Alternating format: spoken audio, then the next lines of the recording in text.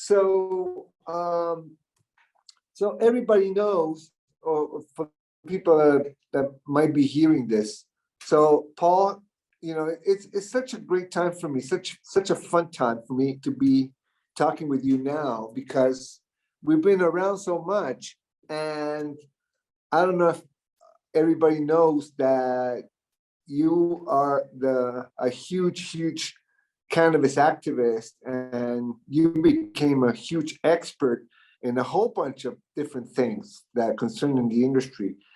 But I heard a couple of your presentations concerning, the Far East and the different cultures around the Far East.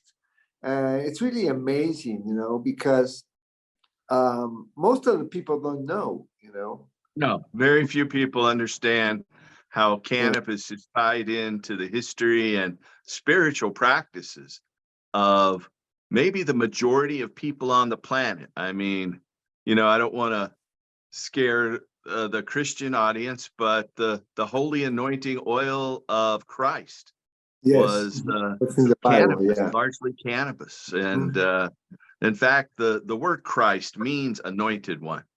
And so, but in China, it's the same way. Cannabis goes back to prehistoric times. It spread when people found it probably 25 or 30,000 years ago. The oldest written texts in both China and India, which are the oldest texts, about 5,000 years old, both of them in India and in China, talk about cannabis as a medicine for many different conditions. Yeah, you're talking about the herbolaria, the herbal notebook, right?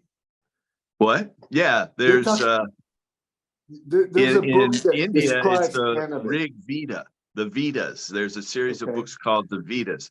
And in China, it's a book by Sung-Nung, the very first Chinese emperor. It's credited to him. And it's Sheng-Nun. Yes, exactly. And so he is said to have written this book about hemp. And in fact, China, about 500 years ago, the Manchurians conquered China, and they threw out the Ming dynasty and brought in the Qing dynasty. And the Qing dynasty was largely Manchurian, and they changed the name of China back about 1400 to the middle country. And so that's Zhongguo, our middle country. But before that, for more than 4,000 years, China called itself the hemp and mulberry country. And so that was their name for the country, because that was the fabrics that they made and they wore to distinguish themselves from the animal skins that a lot of the people around them were wearing. So mulberry is the tree that the silkworms eat, and they spin it into silk, where hemp is what most people wore most of the time. Mora, es el árbol de la mora, ¿no? ¿No es cierto? Right? El árbol de la mora, what he's talking about. Yeah, the mulberry. Yeah, very interesting. I get it. Yeah. Yeah, you know what?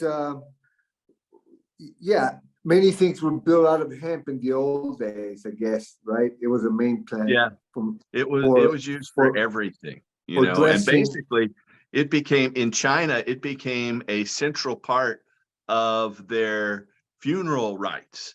In fact, there's a mandatory by law system of funeral worship, funerals, where they called it the Wu Fu, or the 5 levels.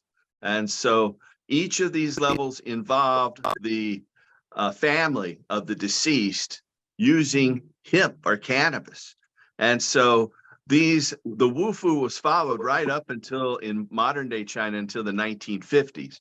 And the communist Chinese government said, we aren't going to do that anymore. But still, when someone dies in your family, or you go to a funeral in China, you wear a white hemp shirt, and the hemp collar is considered to be especially significant. But outside of China, there are still many traditional Chinese communities in Taiwan, in Malaysia, in Indonesia, and they still practice the woo-foo. And so in the very first level, if it is your father or your grandfather, on your father's side of the family, because it's patriarchy, then you have to wear a hemp hat, wear rough hemp clothing. You can't wear a nice smoosh. You got to wear rough hemp clothing, hemp pants, hemp sandals, and carry a hemp stalk around. And Right. if it was your direct father, by law, that's the first level in the 5 levels, or the woo-foo. You had to wear that for 18 months. And if you Wow. didn't wear it for 18 months, you could be punished by your village and your community. And Wow. so it became less stringent as you went down that level of funeral rites, but it was enforced by law, and it's still practiced. And as you've seen in my presentations, I have photos of its practice in Malaysia and Taiwan. Wow. So let me ask you, besides Malaysia and Taiwan, that they still do the woo-foo ritual, is there any other cultural aspect that has been through even the communist era Yeah, to these hemp paper. days? The You know, hemp there's paper. an old I believe there legend was that, a ceremony when they harvest also, right? When they yeah, harvest. exactly. Can By, you? you know, the old ritual, the old belief, it's a fable, is that an eunuch in the emperor's court in China discovered paper, and he discovered it, and people didn't understand and wouldn't pay attention to it. This is the myth. And they say this happened about 105 AD. So 100 years ago. And anyway, he was disappointed, and he, along with some other eunuchs in the imperial court, they let him pretend to die. And so he was buried with a hemp stem, which is hollow in many cases, a hemp stem, so he could continue to breathe while he was underground. And then Right. his friends came, and they burned some of his paper, and they dug him up, and he was alive. So that is the myth. But still today, and throughout China, they burn paper to their ancestors. It can be paper money, it can be paper houses, it could be paper clothes, anything you might want in the afterlife. Your ancestors will make it into paper and burn it for you during their ceremonies. And so they're still using hemp paper for that purpose, and they still do that in communist China as well. Those old Wow. Mao suits, you know, that we saw Chairman Mao and the Chinese communists those were Right. hemp. It Right. wasn't until the Right. 1980s that cotton became predominant in China. Okay. So, But many people in China consider it old. They continue with hemp productions for textiles during the communist era as well.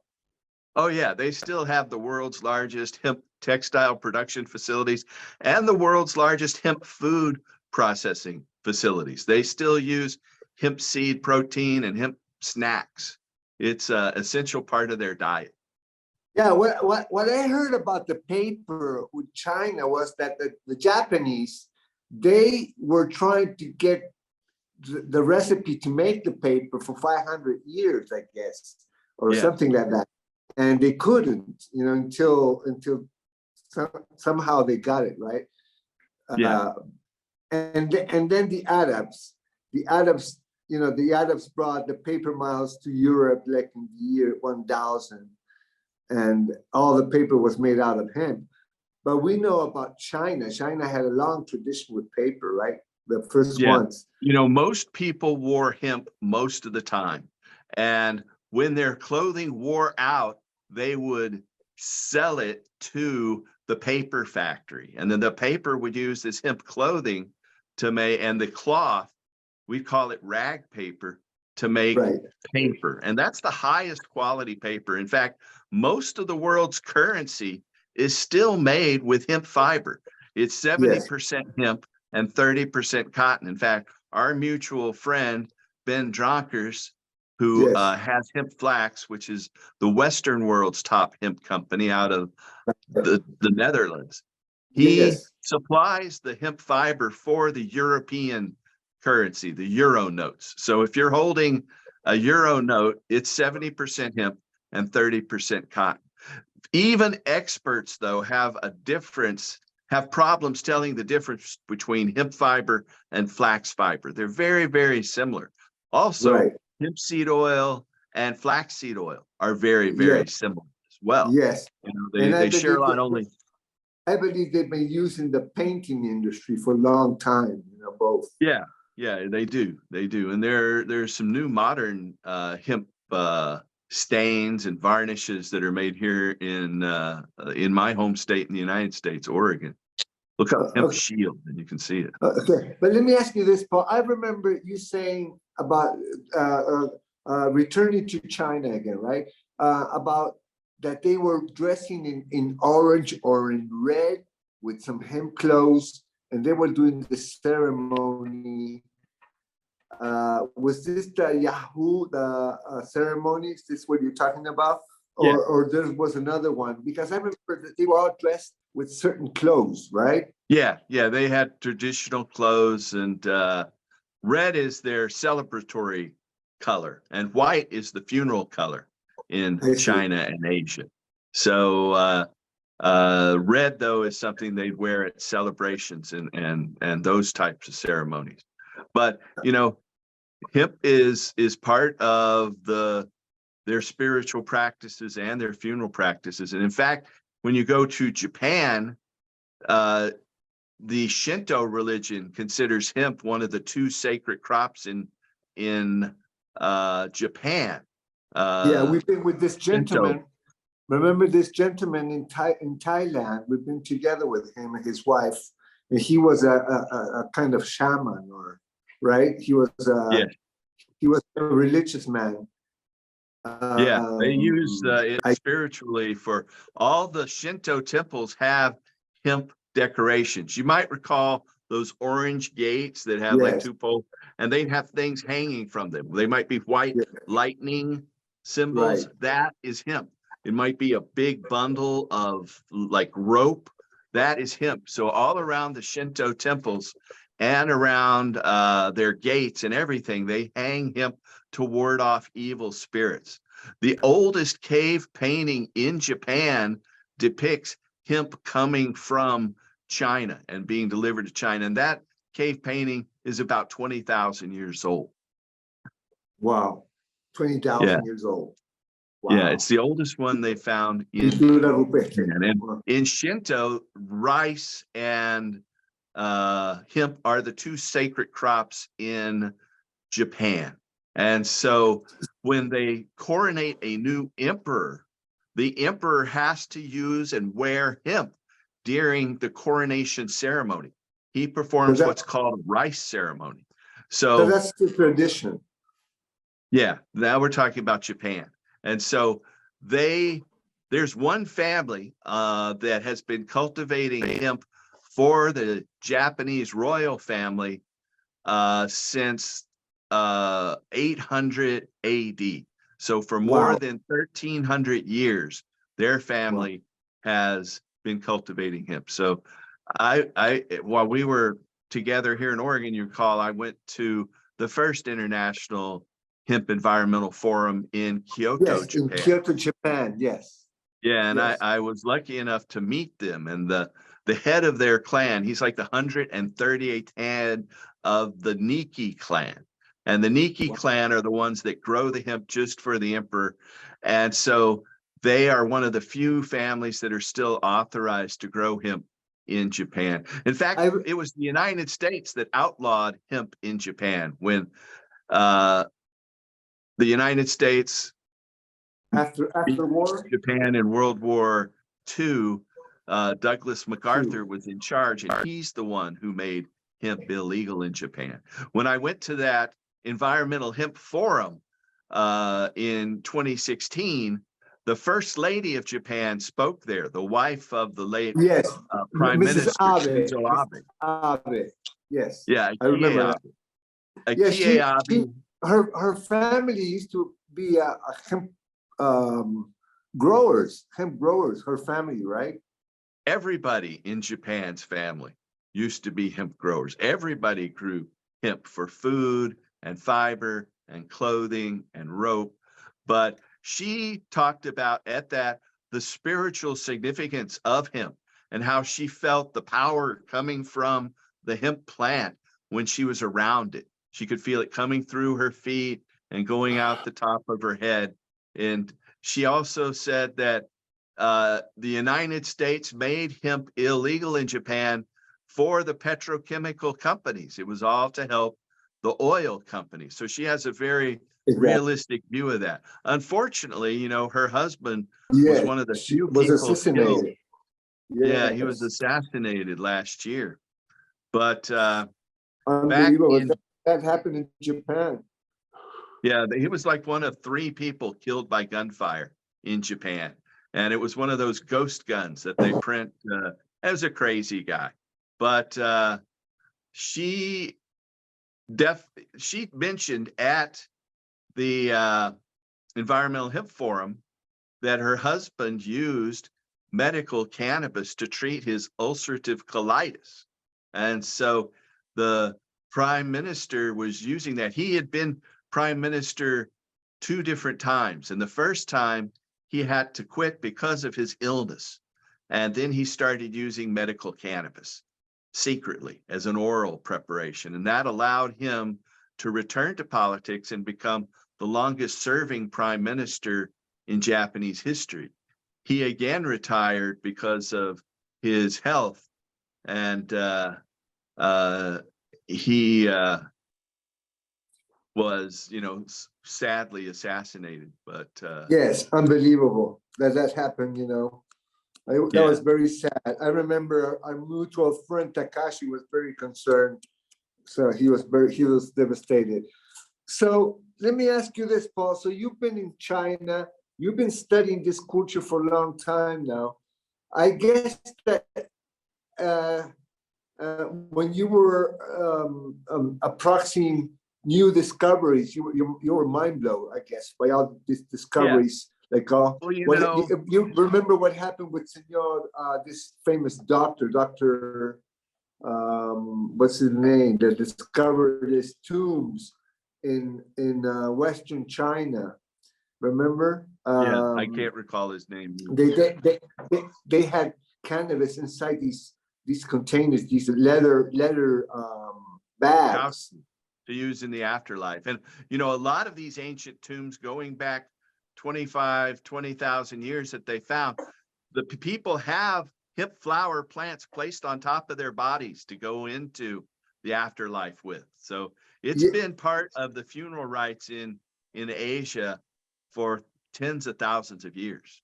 So don't you think that many very lovely things, beautiful things have been written about cannabis, about, I mean, the poetry also. And I have this old book, you know, this is by William Daniel Gray, you know. And I found this things about Japan and China. The Sino-Japanese ideogram for medicine means grass, and the body of the character means pleasure, you know, grasp pleasure. This is from Japan. And then, and this is really interesting, is written in Chinese, but it says, is a script, right? It says, when all things are hushed, suddenly a bird's song arises, a deep sense of stillness. When all the flowers are departed, suddenly a single flower is seen, and we feel the infinity of life. So you know what I think about this last thing, which I think is beautiful, the description of the bird around the plants, and then one single flower, he says, right? One single flower remaining. Because, you know, we had our little hemp experience in the south of this country here in Argentina. this year we harvest, and we harvest late. Like maybe around getting to late April, and that was the only plant around the field. All the rest of the season plants were gone. Whatever the American corn or whatever we had, alfalfa, whatever we had around the field, it was gone by that time, where hemp was still there. The hemp plant was still there. So I think that this little script that I just read, I think it has to do with that. This one single flower still remains, giving life and giving the scene of a feel of the infinity of life, he says, right? So I thought that was really incredible. It is. So let me ask you this, Paul. So what do you think, with all your experience in this field of the Far East culture around hemp, and of course, the implications and the big impact of the worldwide prohibition, which we're struggling still, right? So what was your impression in Bangkok, where we've been together last December, November, and if you found something different from the rest of the countries around the area? I know that there's in Vietnam, they have original land races all over those places. They're land races. So what was your experience in this last trip to Bangkok? How did you had a great time? What was it was good seeing you there. That's the last time we were together. We got to stay at the Dronkers Cincy Villa in Pattaya for a while, but I was amazed that there were so many cannabis flower stores, so many stores that were selling, high quality cannabis, that since they had legal, Thailand changed very rapidly. It was only like 2 years ago that they made industrial hemp and medical hemp legal, and then they made recreational hemp legal less than a year later. And so now there's some talk in the Thai military government of turning that back, but hopefully they won't try to put that genie back in the bottle. But I thought it was a great conference. It was held at the premier convention center in Bangkok. It's right in the middle of the urban area, but it's surrounded by gardens and a big lake. When we were there, it was just at the Asia Pacific Economic Forum, the APEC forum there. So we were at the same place just like the day after this big international economic group meets to talk about the economies of Asia. So we had two forums around environmental issues concerning also hemp in the same zone. Like we had in Kyoto, Japan, and then we had it in Bangkok. My experience flying from New York to Narita, Japan, and then to Bangkok. Once you arrive to Narita, Japan, you think you're already there, but then you have to go 7 more hours. 5 hours to go.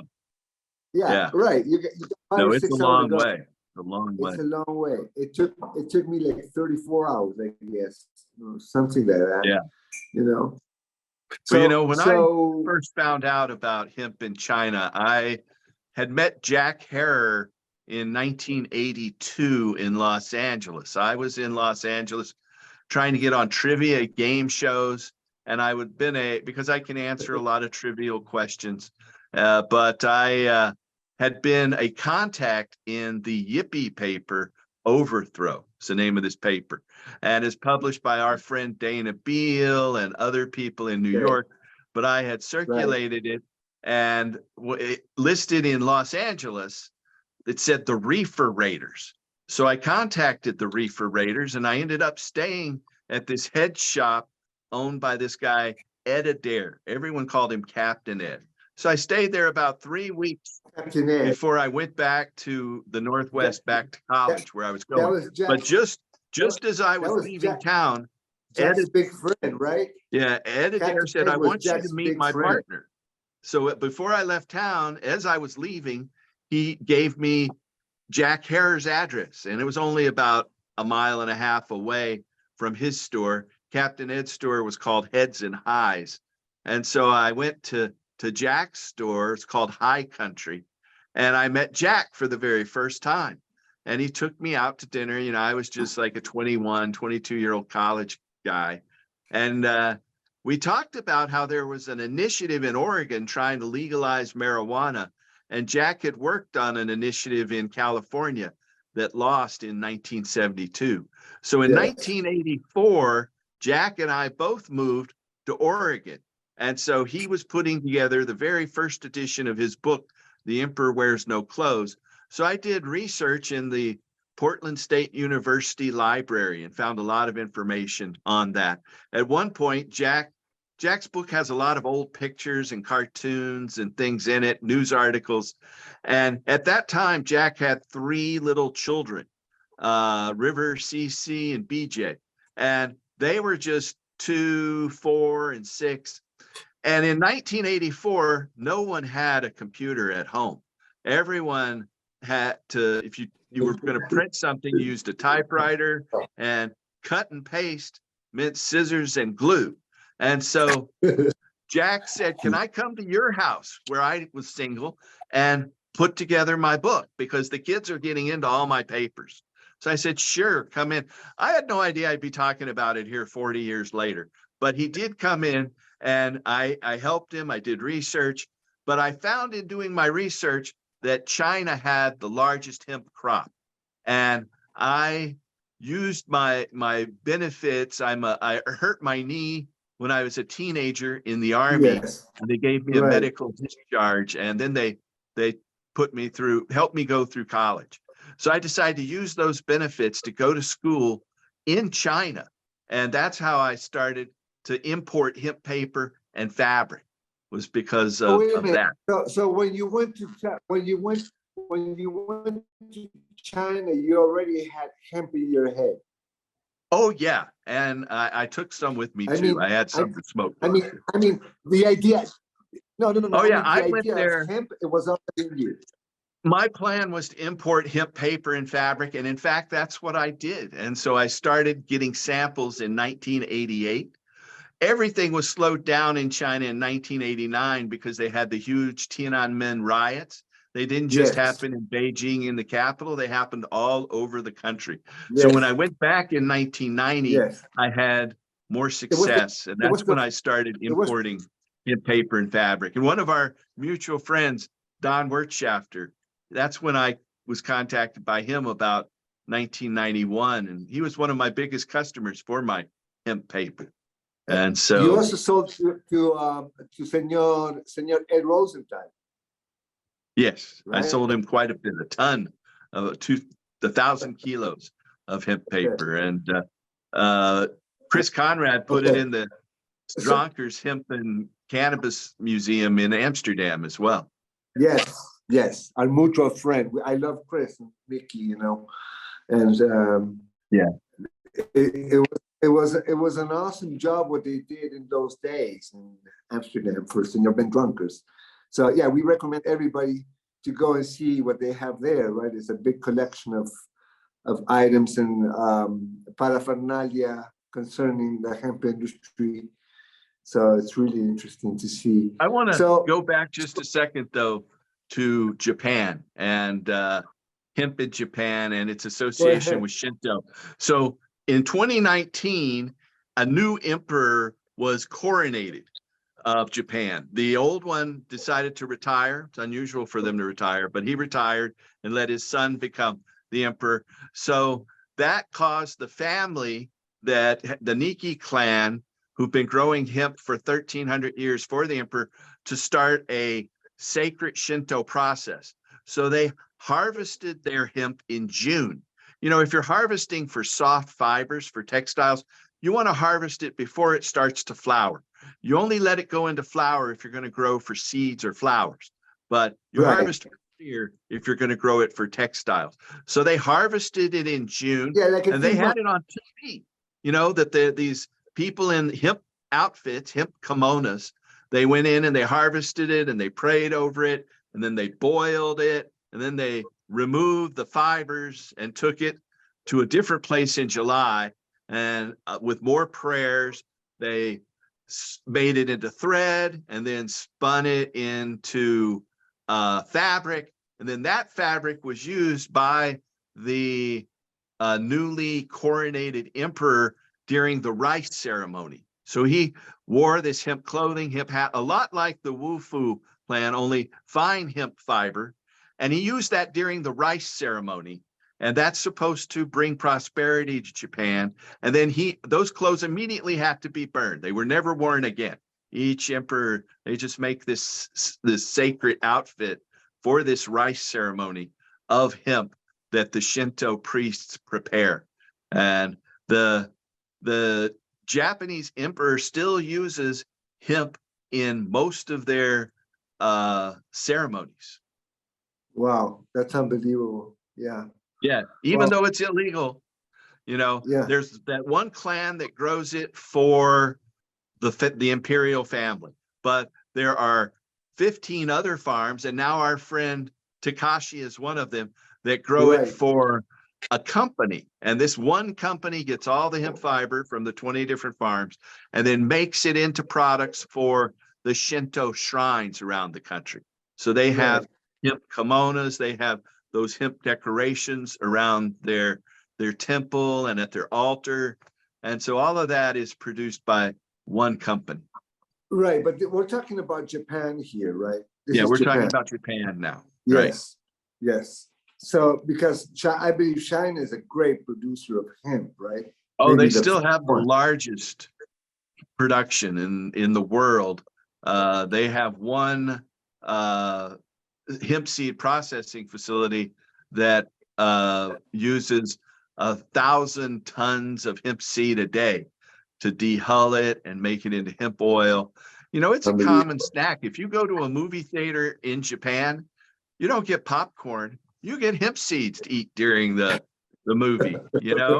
It's deeply ingrained. Many people in China, though, think of hemp as old-fashioned and that cotton and synthetics are the modern thing. Hemp, like linen, wrinkles very, very easily when it comes to a fabric. So you have to iron it and iron out the wrinkles quite a bit. So, but it lasts more. Yeah, it lasts a long, long time. And so Paul, at least 4 times longer than cotton. Yeah, 4 times longer than cotton. And cotton is responsible for a big, huge amount of pesticides and agrotoxics around the world. That's true. Maybe as much as half of the pesticides used in agriculture go to protect the cotton, because cotton doesn't grow very tall. It's only, like half a meter at the tallest, less than half a meter. It doesn't grow very much. It doesn't grow very tall. So bugs can eat it. Do you know the story about what happened with the cotton gene? Yeah. You know what happened? Can you tell me that?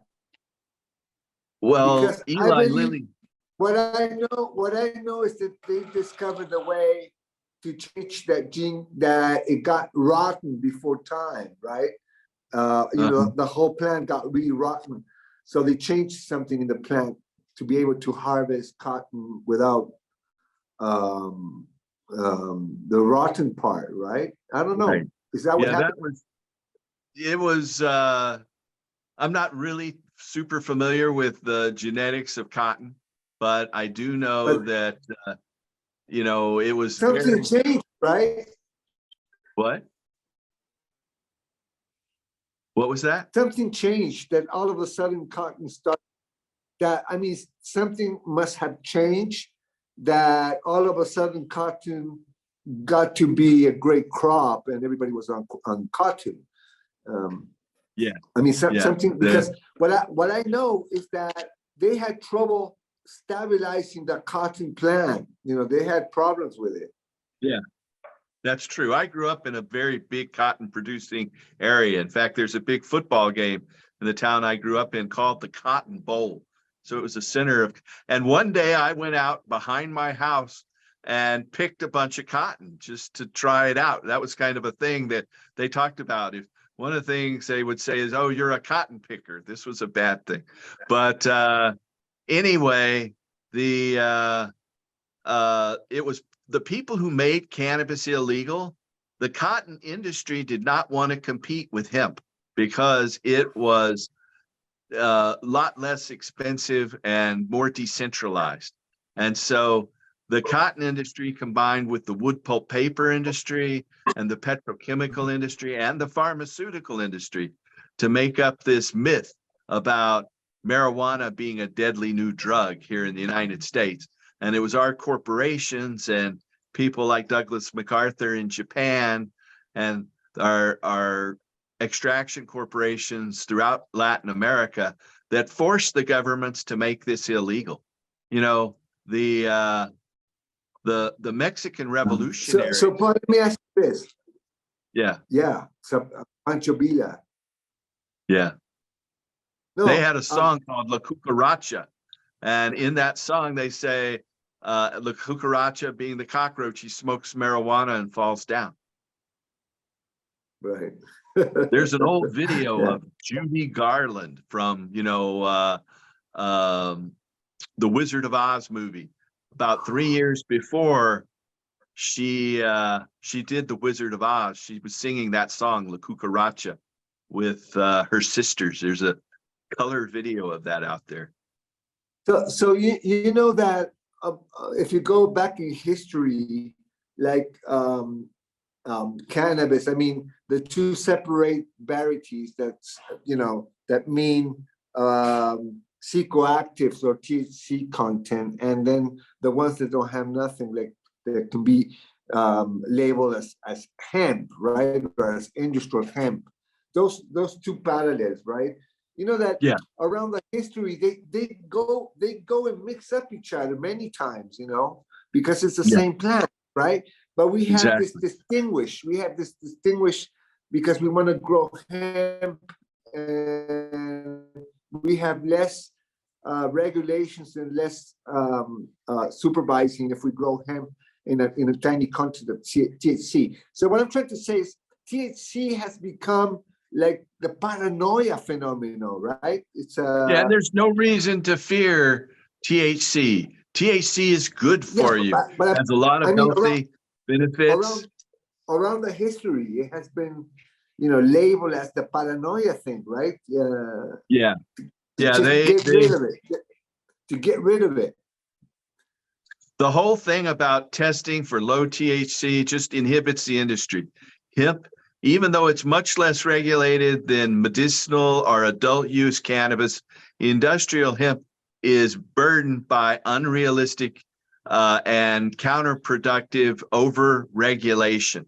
So what we find is that farmers are growing hemp that's 0.3%, but if they don't harvest it before it goes up to 0.31 or 0.4, then they have to destroy their crop.